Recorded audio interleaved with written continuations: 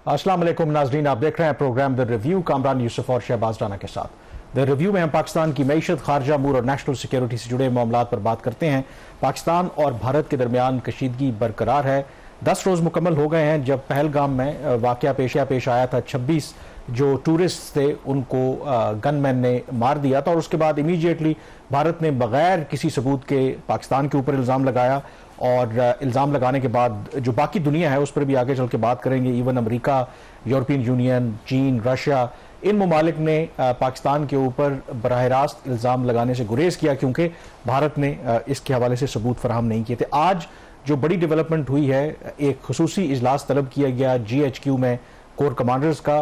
Army chief general Syed Asim Munir ने उसकी सदारत की और उसमें वन लाइनर अगर मैं कहूँ तो बड़ा क्लियर पैगाम भारत को दिया गया है कि हम जंग तो नहीं चाहते, लेकिन अगर हमारे ऊपर जंग थोपी गई तो फिर पाकिस्तान का जो जवाब है बहुत फैसला कुन होगा और जो पाकिस्तान की आवाम चाहती है उनकी उमंगों के मुताबिक होगा। शहबाज, सबसे इंपॉर्टेंट बात आपको पता है कि 3 रोज़ पहले हमारे इंफॉर्मेशन मिनिस्टर अताउल्लाह तारड़ साहब अचानक से रात गए। उन्होंने वीडियो पैगाम तकरीबन 2 बजे का वक्त था, उन्होंने जारी किया और इंटरनेशनल मीडिया में हेडलाइंस भी बनी कि जिसमें उन्होंने कहा कि पाकिस्तान के पास ये क्रेडिबल इंटेलिजेंस है कि with in 36 hours India Pakistan के ऊपर हमला कर सकता है। वो जो टाइम फ्रेम था, ये डेडलाइन थी, वो ख़त्म तो हो गई है और उसकी वजह है कि कुछ डिप्लोमेसी और जो एफर्ट्स हो रही हैं।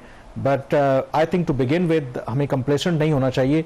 जो थ्रेट है दैट स्टिल रिमेन्स। बिल्कुल ठीक कहा आपने, जो थ्रेट लेवल है वो अभी भी हाई है, लेकिन एट द सेम टाइम जो एक बहुत ज़्यादा एक चीज़ें एस्केलेट हो रही थी वो उस लैडर के ऊपर चीज़ें एस्केलेट नहीं हो रही। जो एक टेंशन का लेवल था वो मेंटेन है, बहुत ज़्यादा उसमें एस्केलेशन नहीं है। आज की जो अपने कोर कमांडर कॉन्फ्रेंस का जिक्र किया उसमें एक जहाँ पे ये सारी चीज़ें वाजे की गई कि पाकिस्तान का क्या रिस्पॉन्स होगा, उसमें जो चीज़ मेरे लिए अहम थी कि जो मोटिव्स थे इंडिया की ये सारा कुछ करने के, जो फॉल्स फ्लैग है ऑपरेशन, इसको करने के 2 बातें उन्होंने कही हैं जिसके ऊपर आप भी रोशनी डालेंगे कि एक तो ये कि जो मगरबी सरहदों के ऊपर पाकिस्तान सक्सेसफुली कार्रवाइयां कर रहा था, वो मोटिव, और दूसरा जो पाकिस्तान की इकोनॉमी रिवाइव हो रही थी, स्टेबिलिटी आ रही थी, उसको भी ये डैमेज करने की एक भारत की कोशिश है। लेकिन ओवरऑल अगर देखा जाए पाकिस्तान का जो इस वक्त तक का रिस्पॉन्स है और इंडिया जिस तरीके से उसने एक ऑफेंसिव लिया हुआ था आज से 10 दिन पहले, शायद उसको बहुत एक स्पीड से आगे लेकर नहीं बढ़ रहा, बट एक विंडो बीच में आ रही है जहां पे जो बात आप भी कर रहे हैं कि कुछ ऐसा हो सकता है कि शायद कोई एक लिमिटेड सा कुछ एक्ट हो। लेकिन अगर वो लिमिटेड होगा तो उसमें बुनियादी फ़र्क यह है कि पाकिस्तान की तरफ से भी इस दफ़ा बड़ा फैसला क्लियर है, क्योंकि 2019 में जब बालाकोट हुआ था तो उस वक्त शायद एक एलिमेंट ऑफ सरप्राइज इसलिए था क्योंकि 71 के बाद पहली मरतबा भारत ने हमारे जो इंटरनेशनल बॉर्डर है उसकी खिलाफ वर्जी की थी और पाकिस्तान को ये यकीन नहीं था कि भारत ऐसा कर सकेगा, गिवन द फैक्ट कि बोथ कंट्रीज जो हैं वो न्यूक्लियर पावर है। अब इस तरह की सूरत हाल नहीं है, पाकिस्तान हर तरह की थ्रेट के लिए तैयार है। तो बिल्कुल आपने ठीक कहा कि जो कोर कमांडर्स का इजलास हुआ है उसमें बड़ा वाज़ेह तौर पर पाकिस्तान का यही मौक़िफ़ है कि इस मौके के ऊपर अगर आप ये जो अटैक हुआ है इसका बेनिफिशरी कौन है, तो पाकिस्तान तो नहीं है, क्योंकि पाकिस्तान अभी जो इतने मुश्किल फैसले लिए हैं, स्टिल अगर आप मईशत की बात करें, हमें बहुत से अभी मुश्किल जो रास्ते हैं उनसे गुजरना है, लेकिन कुछ एक स्टेबिलिटी आई है। फिर KP के अंदर, बलूचिस्तान के अंदर जो दहशतगर्दी का हमें सामना है, तो उसको सामने रखते हुए पाकिस्तान क्यों एक नया फ्रंट खोलेगा। मतलब एक 2 फ्रंट सिचुएशन हो जाती है ना, कि ईस्टर्न और वेस्टर्न फ्रंट दोनों के ऊपर एक ऐसी सिचुएशन हो जहां पर हमारी जो फौज है वो स्ट्रेच हो, तो इस बात में तो यकीनी तौर पर वजन है। लेकिन दूसरी जो इंपॉर्टेंट बात है, आई थिंक अभी एक और जो डेवलपमेंट हुई है कि अमेरिका के बाद, क्योंकि आपको पता है कि अमेरिका अब बाकायदा इन्वॉल्व है, वो दोनों मुल्कों के दरमियान डी एस्केलेशन के लिए काम कर रहा है। अमेरिकी वज़ीर ख़ारजा मार्को रूबियो ने 2 रोज़ पहले पाकिस्तान के प्राइम मिनिस्टर और भारत के वज़ीर ख़ारजा को टेलीफोन किया और सबसे अहम बात है कि तवक्कुआत के बरक्स जो ट्रंप इंतज़ामिया अभी तक एक तवाज़ुन मेंटेन कर रही है। उन्होंने भारत को बहुत ज़्यादा खुश करने की कोशिश नहीं की, पाकिस्तान को भी उन्होंने नाराज़ नहीं किया, और आज जो यूरोपियन यूनियन है उनकी तरफ से भी बड़ा स्टेटमेंट सामने आया है। आपसे कुछ देर पहले EU की जो फॉरेन पॉलिसी चीफ है उन्होंने टेलीफोन किया है इसहाक डार को और सेपरेटली जयशंकर जो भारत के वज़ीर ख़ारजा हैं उनसे बात की है और एक्स के ऊपर जो उन्होंने पैगाम दिया है that is very significant. Pahalgam हमले का तो जिक्र नहीं है, लेकिन EU फॉरेन पॉलिसी चीफ ने यह कहा है कि जो यूरोप है वो इस वक्त काफ़ी कंसर्न्ड है, जो पाकिस्तान और भारत के दरमियान ये टेंशन बढ़ रही है। और जो इंपॉर्टेंट मैसेज है, उन्होंने कहा है कि उन्होंने पाकिस्तान के वज़ीर ख़ारजा और भारत के वज़ीर ख़ारजा से बात की है और उनसे कहा है कि दोनों ममालिक तहम्मुल का मुजाहरा करें और मुज़ाकरात का रास्ता अपनाते हुए टेंशन्स को कम करने के लिए काम कर रहे हैं। तो ये मेरे ख्याल में शहबाज, इसमें पाकिस्तान की सिफारतकारी का कितना अमल दखल है, बट ओवरऑल दुनिया को शायद ये रियलाइजेशन हुई है अब कि ये इंडिया पाकिस्तान के दरमियान तो दोबारा से कॉन्फ्लिक्ट बढ़ा है। शायद पहले ये ख्याल था कि भारत ओके एक हमला हुआ है, भारत अपनी मर्जी कर लेगा, कोई अटैक करके निकलता बनेगा, लेकिन आई थिंक वर्ल्ड कैपिटल्स में ये मैसेज बड़ा क्लियर चला गया है कि अगर भारत ने कार्रवाई की तो फिर ये बात कहां तक जाके रुकेगी इसके बारे में कुछ नहीं कहा जा सकता। उसकी वजह पाकिस्तान का बड़ा क्लियर रिजॉल्व, और इसीलिए अब आपको एक अर्जेंसी नजर आ रही है। यूएस हो, यूरोप हो, चीन तो पहले ही बात कर रहा है डी एस्केलेशन की, इवन रशिया भी। देखिए 2019 से अगर आप कंपेयर करें पाकिस्तान की पोजीशन जो उस वक्त थी आज बहुत मुख्तलिफ है। जिस किस्म का एक कंसाइज एक रिस्पॉन्स आया पाकिस्तान की तरफ से बड़ा क्लियर, उसमें कोई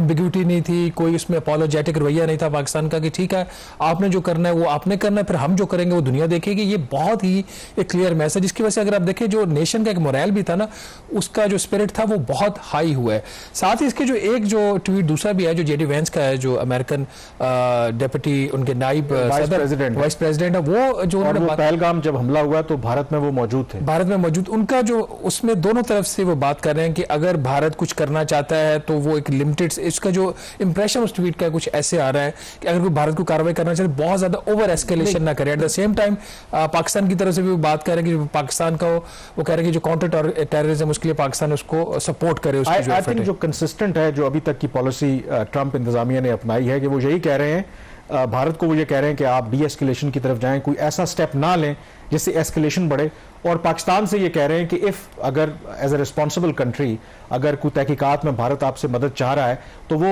आप कोऑपरेट करें। तो ये मेरे ख्याल में ख्वाजा आसिफ की जब इस स्टेटमेंट के ऊपर उन्होंने जो अपना बयान दिया, जो अभी थोड़ी देर पहले टीवी चैनल जो रन कर रहे थे, कि जो नाइब उनका जो वाइस प्रेसिडेंट का जो उनकी स्टेटमेंट है उससे एक इंप्रेशन ये आ रहा है कि उनको एक अपॉर्चुनिटी दी गई है, खिड़की उनके लिए खोली गई कि ठीक है कोई लिमिटेड अगर कोई कार्रवाई होती है तो शायद हो। जो लिमिटेड आप कार्रवाई की बात कर रहे हैं, आई थिंक मैं उसी नुक्ते पर आना चाहता था कि अगर मेरे ख्याल में अमेरिका को ये पता होता कि भारत एक लिमिटेड कार्रवाई करके बगैर किसी कॉन्सिक्वेंसेस के निकल सकता है तो मेरे ख्याल में अभी तक कार्रवाई हो सकती होती। और मैं ये क्यों कह रहा हूं कि वॉशिंगटन के हलकों में क्या बात हो रही है, इसके हवाले से मैं जो आपको एक क्लिप दिखाना है, भारतीय सहाफ़ी हैं करण थापर, उन्होंने इंटरव्यू किया डैनियल मार्की को। डैनियल मार्की जो हैं वो जॉन हॉपकिंस यूनिवर्सिटी में सीनियर फेलो हैं और जनूबी एशिया के माहिर हैं, कई किताबें भी उन्होंने लिखी हैं।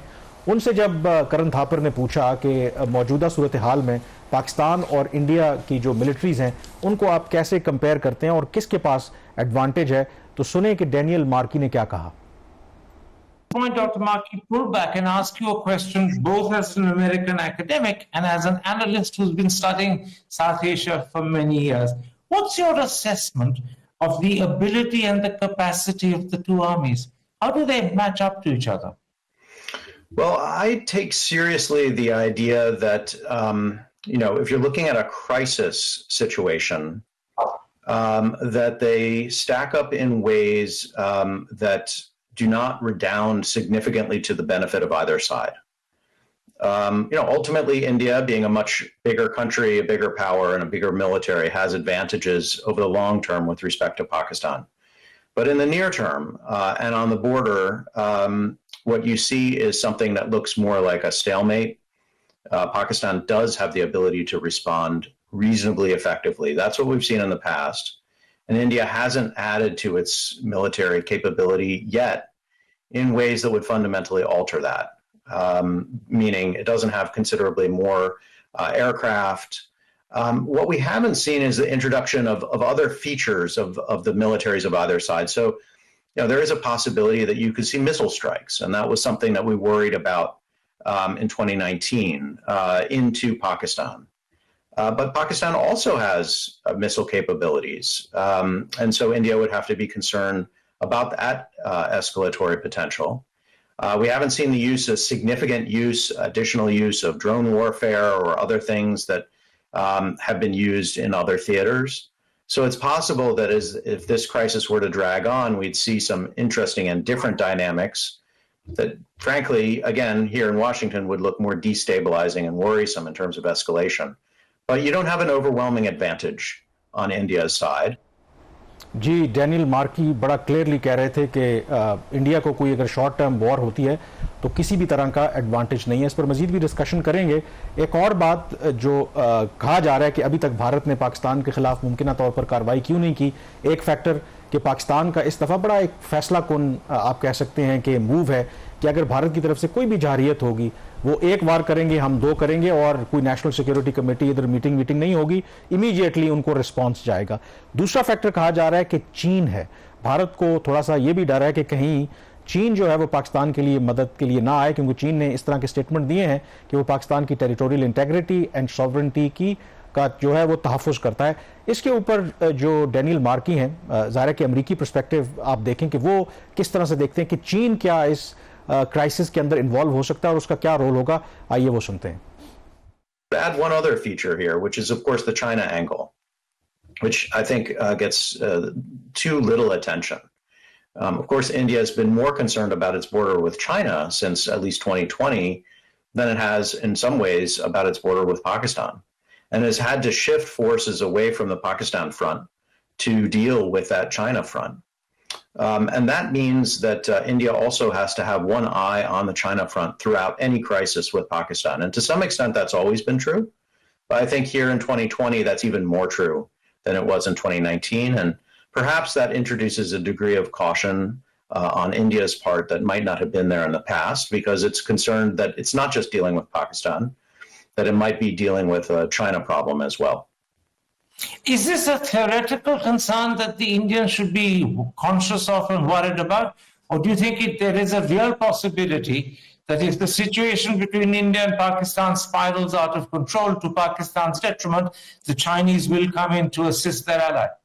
Yeah, my view is that the Chinese have no interest in being directly involved in an immediate conflict scenario or crisis scenario between India and Pakistan, except, of course, as the looming threat off to the side. But they have said that they have a fundamental interest in their partnership with Pakistan, and that anything that would be perceived as an existential threat to Pakistan would be of concern to China. जी, बड़ा significant आप देखें कि उनकी assessment थी Daniel marquee की, क्योंकि हम तो यहाँ पर बात करते रहते हैं और सम टाइम ज़ाहिर है कि जब पाकिस्तान इंडिया की बात हो एज अ पाकिस्तानी में भी लोग समझते हो कि हम ज़रा बोस्ट करते हैं चाइना के रोल को, लेकिन ये वाशिंगटन की असेसमेंट है और बड़ा उन्होंने क्लियरली कहा है कि इनिशियली तो शायद वो इन्वॉल्व नहीं होना चाहते और जो उनकी अपनी प्री ऑक्यूपेशन है, बट अगर पाकिस्तान के वजूद को खतरा हुआ तो चाइना इन्वॉल्व होगा। इस पे डिस्कशन बाद में करते हैं। एक और जो क्लिप है वो भी सुन लें पहले। बिल्कुल, मेरे ख्याल में, और इसमें आपको पता है कि जो भारत है वो तो काफ़ी प्रोपेगेंडा कर रहा है और उन्होंने कोशिश होती है, उनके मीडिया ने चीन के यूनिवर्सिटी के एक प्रोफेसर हैं डॉक्टर विक्टर गाओ, उनको अपने शो पे बुलाया और कोशिश उनसे की उगलवाने की कि वो पाकिस्तान के ऊपर तनकीद करें, लेकिन जो प्रोफेसर विक्टर गाओ हैं वो पाकिस्तान के ऊपर तनकीद क्या करते, वहाँ टीवी शो पर बैठकर भारत और भारतीयों को वो कैसा पैगाम देकर के आए, जरा सुने जरा।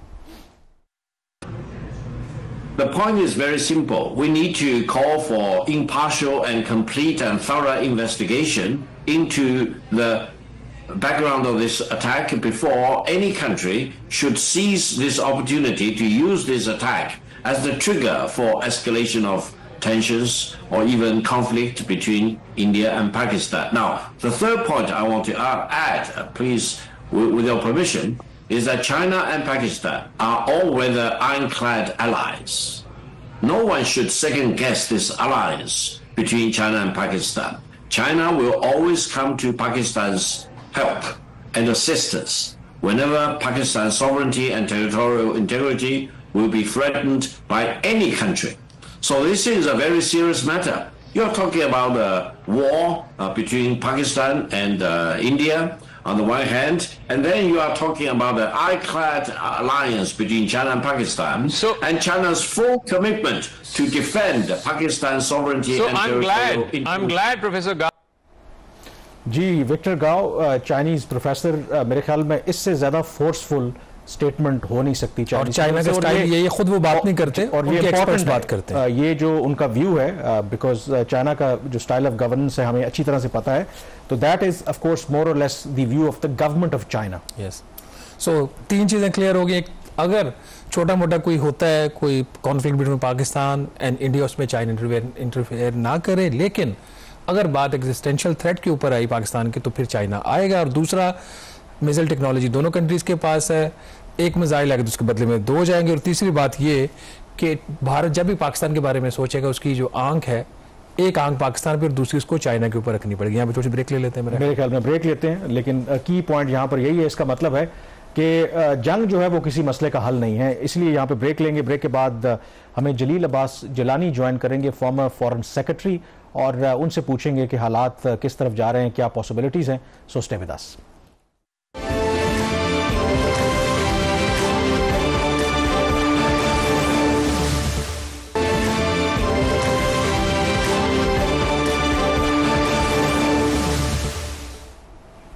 जी, ब्रेक के बाद एक दफ़ा फिर आपको खुशामदीद कहते हैं। पाकिस्तान भारत कशीदगी से मुतालिक बात कर रहे हैं। टेलीफोन लाइन पर ज्वाइन किया है हमें जलील अब्बास जिलानी ने, वेटरन डिप्लोमेट हैं, पाकिस्तान के सेक्रेटरी खारजा भी रहे हैं, और जो केयर टेकर सेटअप था उसमें पाकिस्तान के फॉरेन मिनिस्टर भी रहे हैं। तो बहुत शुक्रिया जलील अब्बास जिलानी साहब प्रोग्राम में ज्वाइन करने के लिए। 10 दिन हो गए हैं पहलगाम हमले को, और भारत ने as usual without any evidence Pakistan के ऊपर इल्ज़ाम लगाया और ये थ्रेट किया कि वो पाकिस्तान के खिलाफ जवाबी कार्रवाई करेंगे।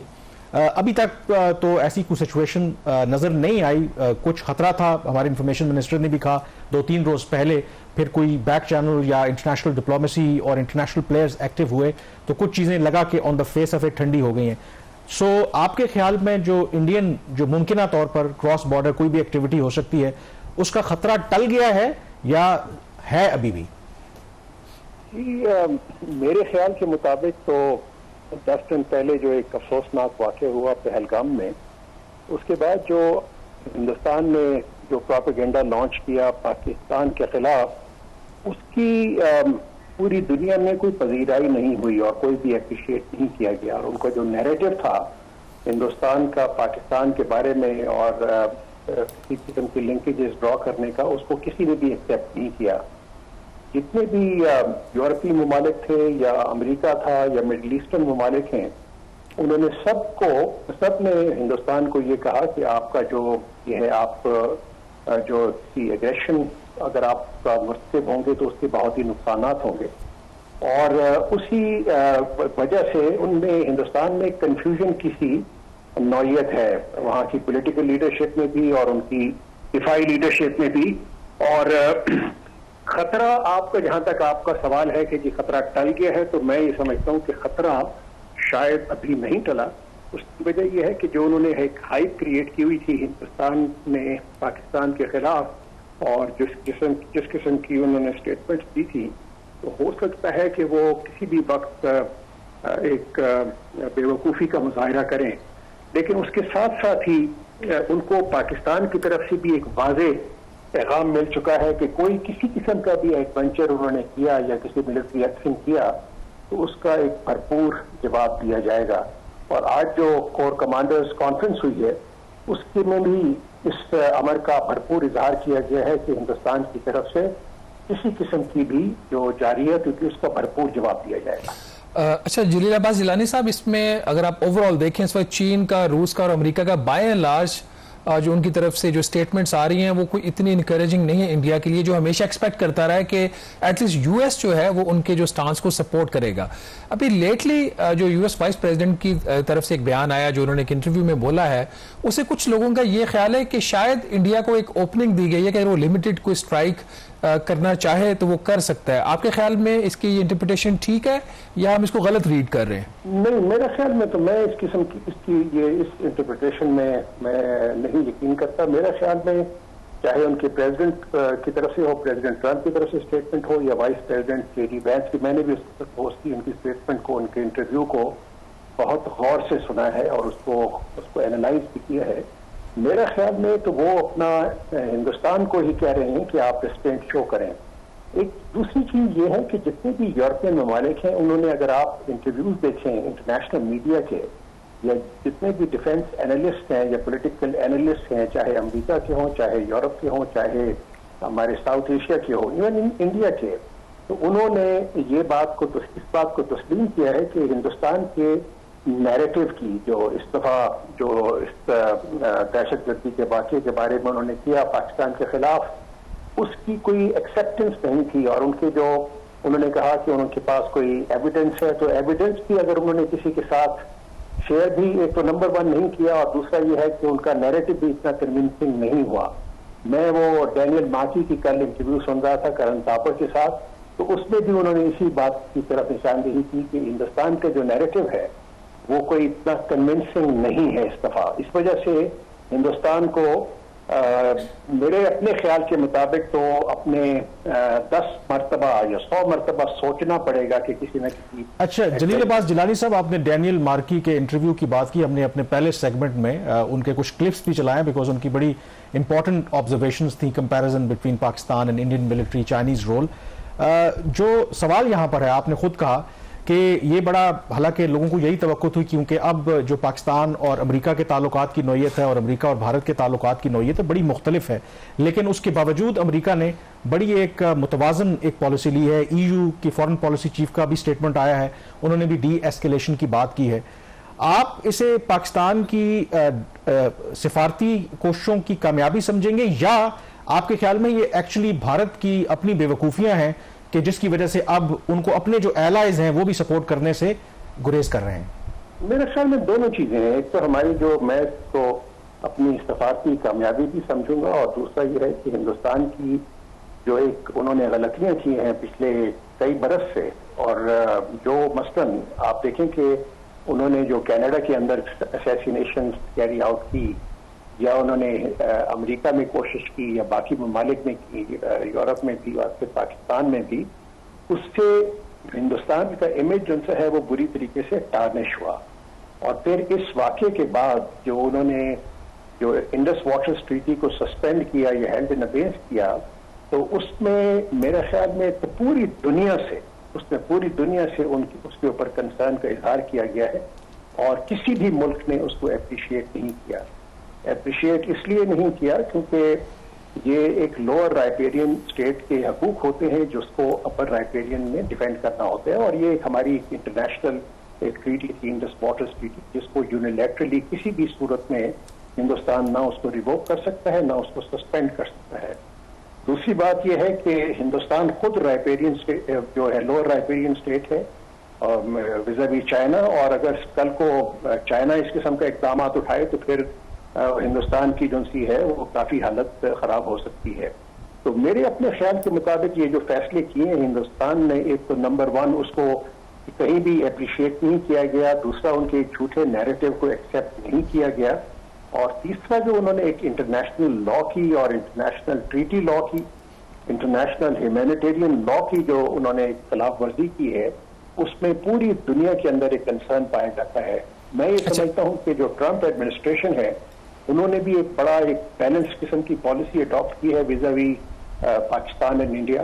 यूरोपियन कंट्रीज ने भी एक बहुत ही बैलेंस की है, और सबसे ज्यादा अहम रोल मेरे ख्याल में Saudi Arabia, Qatar, UAE, GCC country का रहा है इस कॉन्फ्लिक्ट में, जिन्होंने हिंदुस्तान को बारहा इस बात पे उनको ये कहा, उनको ये। अच्छा जलील अब्बास साहब, आपने भी जिक्र फरमाया इसका इंडस बेसिन ट्रीटी का, जिसमें नेशनल सिक्योरिटी कमेटी हो या जो आज GHQ में इजलास हुआ है, उसमें बड़ा क्लियर कहा गया है कि अगर पाकिस्तान का पानी रोका गया तो फिर उसके ऊपर पाकिस्तान एक्शन लेगा। ये इसमें थ्रेश होल्ड क्या होगा? इस वक्त जो इंडिया के अंदर इंफ्रास्ट्रक्चर है, कुछ लोगों का ख्याल है कि ये नहीं रोक सकता फौरी तौर पर पानी, और कुछ का ख्याल है कि शायद थोड़ी बहुत इसकी कैपेबिलिटी है कि पानी को रोक सके। पाकिस्तान के लिए थ्रेश होल्ड क्या होगा कि कब पानी जो रोका जाएगा उसका जब फ्लो कम होगा वो थ्रेश होल्ड होगा, या अभी मॉनसून का जो सीजन आने वाला, इंफॉर्मेशन शेयर नहीं होती तो वो भी एक वायोलेशन है ट्रीटी की, वो थ्रेश होल्ड होगा? कामरान साहब, हिंदुस्तान काफी अरसे से इंडस वाटर्स ट्रीटी की खिलाफ वर्जी करता आ रहा है। इंडस वाटर्स ट्रीटी में एक बहुत ही उसकी एक अहम एलिमेंट था कि हिंदुस्तान ने पाकिस्तान को हर दफा, हर मानसून के सीजन में भी और अदरवाइज भी रेगुलरली जो पानी का डेटा है वो शेयर करना होता है, लेकिन काफी अरसे से उन्होंने वो भी शेयर नहीं किया, जो कि मेरे ख्याल में बहुत बड़ी खिलाफ वर्जी है इस इंडस वाटर्स ट्रीटी। जहां तक इस बात का ताल्लुक है कि वो इस वक्त पानी रोक सकता है, तो इस वक्त तो उनकी कैपेबिलिटी नहीं है, लेकिन उसके साथ साथ ये जरूर है कि हिंदुस्तान के पास जिस किस्म के रिसोर्सेज हैं तो वो एक कैपेबिलिटी डेवलप कर सकता है 10 साल के बाद, 15 साल के बाद, 20 साल के बाद कि अपने यहाँ रिजर्वायर डेवलप करे या पानी को डाइवर्ट करने की सलाहियत करे जो पानी पाकिस्तान के हिस्से में आता है।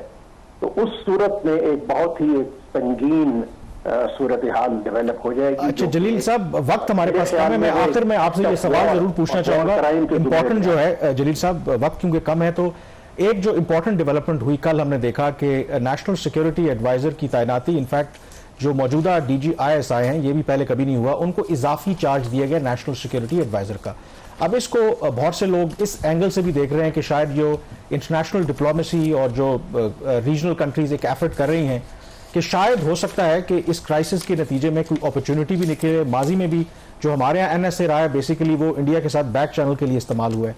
So do you see a silver lining here कि शायद ये जो एडिशनल चार्ज दिया गया है DGISI को, इसका मेन पर्पस ये है कि शायद एक बैक चैनल खोला जाए with India to diffuse the situation? Kamran साहब, काफी अरसे से हम बैक चैनल के जरिए हिंदुस्तान को कन्वे करते आए हैं कि बैक चैनल जरूर एस्टेब्लिश होना चाहिए दोनों ममालिक के दरमियान, ताकि अगर इस किस्म के वाकयात हों और अगर दोनों ममालिक के दरमियान डायलॉग नहीं होगा तो उसकी वजह से बेतहाशा मिसअंडरस्टैंडिंग डेवलप हो सकती है। तो मुझे मेरी तो हमने तो बहुत ही एक हमारी ख्वाहिश होगी कि हिंदुस्तान बैक चैनल एस्टेब्लिश करे और ये एक बड़ा क्रेडिबल बैक चैनल होगा अगर एस्टेब्लिश हो जाता है। बहुत शुक्रिया जलील साहब, वक्त क्योंकि हमारे पास कम है। लेट्स सी, एक इंपॉर्टेंट जो ये जरूर हुई, बावजूद टेंशन्स के जो मिलिट्री के जो राब्ते हैं, एक लॉन्ग स्टैंडिंग एक हॉटलाइन है DGMOs की, वो जो राब्ते हैं वो अपनी जगह पे बरकरार हैं। पहलगाम हमले के बाद भी इस ट्यूसडे को पाकिस्तान और जो इंडिया के DGMOs हैं उनके दरमियान राब्ता हुआ था। So that is also in a way some positive development. जहां पे ब्रेक लेंगे, ब्रेक के बाद कुछ और इश्यूज के ऊपर बात करेंगे, खास करके जो मिनिमम वेज की बात की जाए पाकिस्तान में, उसमें किस कदर इंप्लीमेंट होता है। ब्रेक के बाद उस पर बात करेंगे।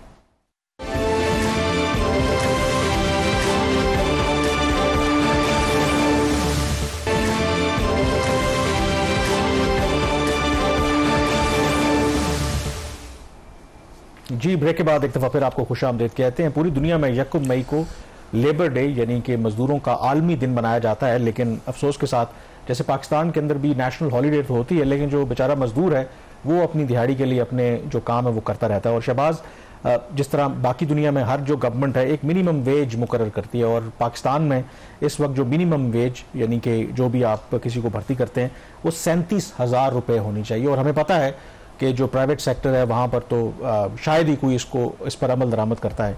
लेकिन जो खबर हमने डिस्कस करनी है, प्राइवेट सेक्टर को तो छोड़ दें, अगर पार्लियामेंट जिसे सबसे सुप्रीम बॉडी समझा जाता है, जो कानून पास करता है, जो फाइनेंस बिल पास करता है, वहाँ पर जो लोग काम करते हैं खास करके कैफेटेरिया में, तो ये मिनिमम वेज सुना है कि उनको भी नहीं दी जा रही। कामरान, मेरे लिए खुद ये बड़ी ही एक सरप्राइजिंग डेवलपमेंट थी। अमूमी तौर पर एक तासुर है कि कम अज़ कम जो हुकूमत है, वफाकी हुकूमत हो या सूबाई हुकूमत हो, वो अपने मुलाजमीन को जो डेली वेज उसका एक बनता है मिनिमम वो पे करती है। लेकिन परसों जब 1 मई से एक दिन पहले जो इतना बड़ा दिन था जिसके ऊपर वज़ीर-ए-आज़म पाकिस्तान ने दुनिया के तमाम लीडर्स की तरफ उन्होंने भी स्टेटमेंट दी, उससे एक दिन पहले ये इंकिशाफ हुआ स्टैंडिंग कमेटी ऑन फाइनेंस के फ्लोर के ऊपर कि जी हुकूमती जो वजारतें हैं वो भी मिनिमम वेज पे नहीं कर रही, और बहुत सारी वजारतों के वहाँ पे नाम भी लिए गए। वज़ीर ख़जाना मोहम्मद औरंगज़ेब साहब उसमें मौजूद थे। उन्होंने पहले कहा जी कि मुझे एविडेंस दे, मैं खुद इनके खिलाफ एक्शन लूँगा, क्योंकि उन्होंने ही बजट में जो मिनिमम वेज था उसको 32,000 रुपये से बढ़ाकर 37,000 रुपये किया गया, तो जो है बहुत कम। 37,000 रुपया आज के दौर में इतनी महंगाई में वो कुछ भी नहीं है।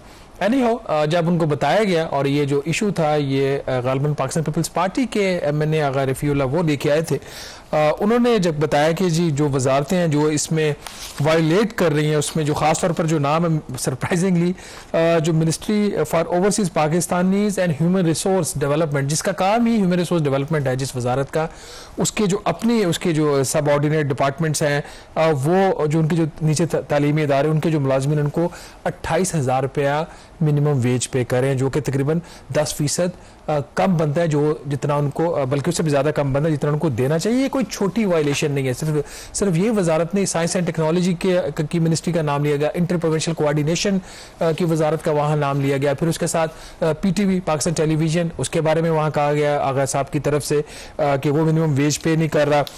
Same is true for the Pakistan, जो इनका है एक जो फेडरल डायरेक्टरेट फॉर एजुकेशन है, उन्होंने किसी प्राइवेट NGO के साथ है कामरान, उन्होंने साइन किया हुआ है। फेडरल लैंड कमीशन है, पाकिस्तान स्पोर्ट्स बोर्ड है, you name the organisation it is there.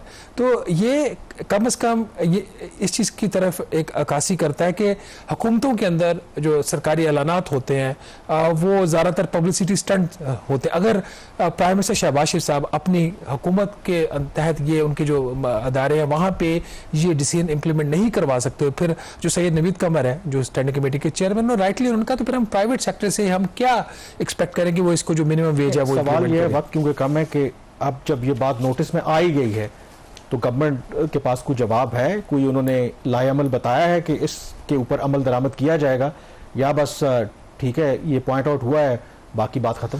देखिए वहाँ पे जो एडिशनल सेक्रेटरी थे फाइनेंस के, उनका जी हमने तो खतूत लिखे हैं वजारतों को, और हमें वहाँ पे जब ये नाम लिया गया ओवरसीज मिनिस्ट्री का, उन्होंने हमें अश्योर करवाया कि हम तो 37,000 रुपये पे कर रहे हैं। तो यहाँ पे ये बताया जा रहा है पार्लियामेंट के फोरम के ऊपर नहीं, इनको पे इतना नहीं किया जा रहा। इस पर वज़ीर ख़ज़ाना ने कहा तो है कि मैं इसके ऊपर एक्शन लूँगा, डिसाइड करूँगा, लेकिन इस तरह की बातें जो है ना वो सिर्फ बातों की हद तक ही रह जाती हैं। एक चीज़ ज़रूर हुई है कि मेरी आज मुलाकात थी जो रेक्टर है इसके नेशनल यूनिवर्सिटी ऑफ टेक्नोलॉजी के, जो ministry of science and technology के अंडर आती, उनके ऊपर भी ये एलिगेशन थी कि उन्होंने जो मिनिमम वेज है 37,000 का वो पे नहीं किया। बहरहाल मेरे जब उनसे रिटायर्ड जनरल है वो भी, उनसे जब बात हुई एक मीटिंग में एक जगह पे हम इकट्ठे थे, तो उन्होंने कहा जी कि वो जब उन्होंने ये इस मिनिस्ट्री में बल्कि इस डिपार्टमेंट में वो जब उन्होंने चार्ज लिया था यूनिवर्सिटी का, तो तब ये मिनिमम वेज जो था वो उससे कम था जो होना चाहिए था, तो उन्होंने वहाँ पे जाके उसको इंक्रीज करवा दिया। और एक और यूनिवर्सिटी का उनका मेरे पास चार्ज है, वहाँ पे भी उन्होंने कहा कि मिनिमम वेज से 37,000 रुपए से कम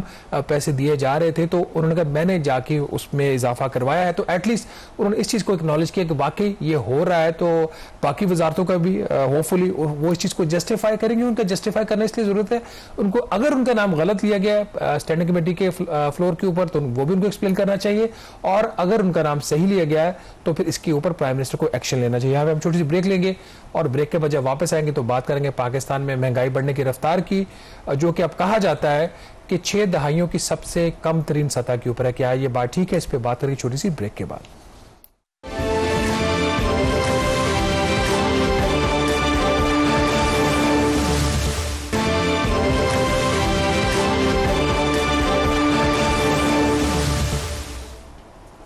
जी ब्रेक के बाद एक दफ़ा फिर आपको खुशामदीद कहते हैं। महंगाई की शरह, जैसे ब्रेक से पहले शहबाज बात कर रहे थे, जो नंबर्स अप्रैल के आए हैं, जो महंगाई बढ़ने की जो शरह है वो 0.3% रिकॉर्ड की गई है, जो 1965 के बाद सबसे कम शरह है महंगाई बढ़ने की। लेकिन आई एम श्योर कि जो हमारे देखने वाले हैं वो हमसे पूछेंगे कि आप हमें समझाएं कि अगर वाकई 60 सालों में ये सबसे कम महंगाई की जो रफ्तार है या उसकी बढ़ने की शरह है, बट इन रियलिटी ये नज़र तो नहीं आ रहा, तो ये ज़रा एक्सप्लेन करें कि ये नंबर की क्या गेम है? देखिए ये तकरीबन कुछ 600 जो अशिया उनकी बास्केट होती है, जिसको पाकिस्तान ब्यूरो स्टैटिस्टिक्स जो है वो रेगुलरली मॉनिटर करता है, मंथली बेस के ऊपर भी करता है। कुछ उसमें एसेंशियल गुड्स होती हैं, कोई मोर देन 50, उनको ये वीकली बेस पे मॉनिटर करता है। अब अगर आप देखें जिस तरीके से पिछले साल चीज़ों की कीमतें बढ़ रही थी, चाहे वो पेट्रोल है, डीजल है, उस तरीके से अब जो चीज़ें हैं उनकी कीमतें नहीं बनी, ये एक रियलिटी है।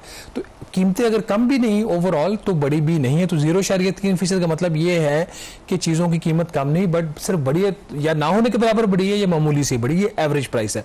अब इसके अंदर कामरान बहुत सारी ऐसी चीज़ें हैं जिसकी कीमत अभी भी बढ़ रही है, लेकिन बहुत सारी चीज़ें हैं जिनकी कीमतें वाकई कम हुई हैं, जो खासतौर पर जो फूड आइटम्स हैं, जिन चीज़ों की कीमतें बढ़ रही है, पल्सेस हैं उनकी कीमतें आज भी 30% से बढ़ रही हैं। शहद है वो 21% महंगा हुआ है, मिल्क है चूंकि हुकूमत इसके ऊपर टैक्स लगाया था वो 20% महंगा हुआ है, बेसन, चीनी की कीमतें को बंद खुद बढ़ाई हैं, उन्होंने टैक्स रेट उस पर रिवाइज किए हैं। शुगर प्राइम से साहब ने एक्सपोर्ट करवाई पहले, जिसकी वजह से चीनी भी महंगी हुई है, 17% या 18% चीनी की कीमत में इजाफा हुआ है। जो फ्रूट्स हैं उनकी कीमतें बढ़ी हैं। लेकिन दूसरी साइड पे कुछ ऐसी चीजें हैं जिसकी कीमतें कम हुई हैं, जो आप खुद मार्केट में जाए आपको महसूस होता है। गंदम है जिसका हम हमेशा जिक्र करते हैं, इसी तरीके से आटा है, फिर प्याज है, इस किस्म की चीजों की कीमतें कम हुई। बिजली की खास तौर पर एक 7 रुपए 41 पैसे फी यूनिट का चाहे आर्जी तौर पर सही 3 माह के लिए सही वज़ीर आज़म ने रिलीफ दिया है, तो उसकी वजह से 26% बिजली की कीमतों में कमी दिखाई गई है। बट इसमें कामरान एक तो ये चीज लोगों का इसके ऊपर हमेशा एक डाउट रहेगा, क्योंकि लोग ये नहीं मानते कि महंगाई बढ़ने की जो रफ्तार है वो कम हुई है। ये एक मेथोडोलॉजी है, ये गलत भी हो सकती है, सही भी हो सकती है। 2 पॉइंट्स यहाँ पे हाईलाइट करना बहुत जरूरी है। एक तो ये कि governor state bank of Pakistan ने आज से 2 माह पहले ये कहा था कि मार्च ऑनवर्ड्स जो महंगाई बढ़ने की रफ्तार है वो जो कम हो रही थी उसमें इजाफा होना शुरू हो जाएगा। ना सिर्फ गवर्नर ने बात कही और उन्होंने कहा इसकी वजह से हम शरह सूद में कमी नहीं करेंगे। वजारत खजाना की अपनी भी एक्सपेक्टेशन ये थी कि पिछले साल इन्फ्लेशन रेट जो पिछले महीने जो मार्च का महीना था 0.7% था रफ्तार थी उसकी महंगाई बढ़ने की, जो कि अब कम होकर 0.3 हो गई। वजारत खजाना ने भी कहा कि 2% पे जाएगी अप्रैल में, लेकिन वो 0.3 हुई। तो ये सवाल यहाँ पे पैदा होता है कि अंदाजे गलत क्यों साबित हो रहे हैं? क्या कोई मेथोडोलॉजी का प्रॉब्लम है या वाकई चीजों की जो अंडरलाइन प्राइसेस है वो कम हो रही है, डिमांड कम हो रही है? क्या वजह? हुकूमत को इसको एक्सप्लेन करना चाहिए और इसको फाइंड आउट भी करना चाहिए। उससे बढ़कर जो ज्यादा चीज इंपॉर्टेंट है वो ये है कि अब 12% शरह सूद है, महंगाई बढ़ने की रफ्तार 0.3% ये ना होने के बराबर है। तो क्या जो स्टेट बैंक ऑफ पाकिस्तान है उसके पास कोई जस्टिफिकेशन है कि वो जो अब उसको शरह सूद को 12% रखे? और ये नंबर जो अभी रिपोर्ट किया पीबीएस ने आज बड़ा टाइमली है। मंडे वाले दिन मॉनिटरी पॉलिसी कमेटी की मीटिंग हो रही है, तो अब स्टेट बैंक ऑफ पाकिस्तान उसके पास क्या जवाब होगा कि जब उसकी जो फोरकास्ट थी महंगाई बढ़ने की मार्च अप्रैल में वो गलत साबित हुई। अगर वो गलत साबित हुई है उसकी, तो फिर अब क्या वो जस्टिफाई कर पाएगा कि अभी भी जो इंटरेस्ट रेट है वो 12% रखे या इसमें कमी करेगा? ये एक सवाल है जो मंडे को देखना पड़ेगा। इसका क्या आता है इजलास स्टेट बैंक की मॉनिटरी कमेटी का, तो वो क्या फैसला लेते हैं हम नजर रखेंगे। और ओवरऑल जो इस वक्त पाकिस्तान और जो खत्ते की सूरत हाल है विद रिगार्ड टू इंडिया उस पर भी नजर रखेंगे। प्रोग्राम द रिव्यू से इतना ही। कामरान यूसुफ और शहबाज राना को इजाजत दीजिए। अल्लाह हाफिज।